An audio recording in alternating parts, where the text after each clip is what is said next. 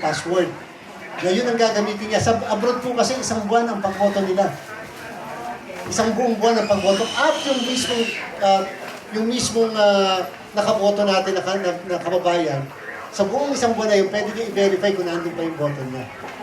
Pwede po niya ma-verify yun. At meron po siyang, siyempre hindi po pwedeng malaman ng kahit na sino kung ito ay boto ni A, ni B. Kasi parang ma-identify po kung sino yung bumoto. Mababiolate yung ballot secrecy. Pero siya pwede niya ma-verify. Kasi po meron siyang password. Siya lang ang may gano'n. Mali mo na lang kung i-share. Wala po tayong magagawa doon. Talagang gano'n po talaga. Ang isang naging katanungan nga namin, bakit po nung bago natin ipatupad ang internet voting, alam niyo po ba ang dalawang modes lang ng pagboto abroad? Number 1, in person.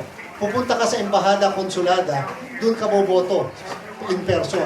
Ang pangalawa, yung tinatawag na pagboto by mail.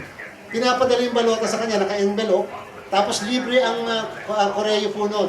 Pag binalik niya, libre na po yun. Question, how sure are we na siya nag-accomplish? Wala po tayong magagawa doon. How sure are we na hindi niya pinicturan? Yung balota niya, bakit natin pinagkakatiwalaan na napakatagal yung pagboto yun ng mga kababayan natin sa pamamagitan ng by mail? Samantalang dito sa internet voting, may mga pamamaraan kami to counter-check at saka siya rin to counter-check at saka hindi makakabotong kahit na sino basta. Kasi nga po, naka-enroll sa kanya yung password na yan at kinuha muna yung biometrics niya. So para din po sa mga bangko, kinukuha muna, inaalam. Para din tayo, pag nag-withdraw ka, naka-check eh. May mga tatanungin sa'yo, anong birthday, anong ganyan. So may mga yun po may mga verification na ganun muna. Pero napakadali po mag-enroll, 2 minutes.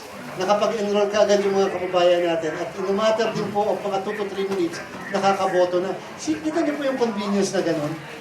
Nakakaboto na po. So yan po ay gusto natin mas paitingin pa. Pero siyempre, mas i-increase namin yung security.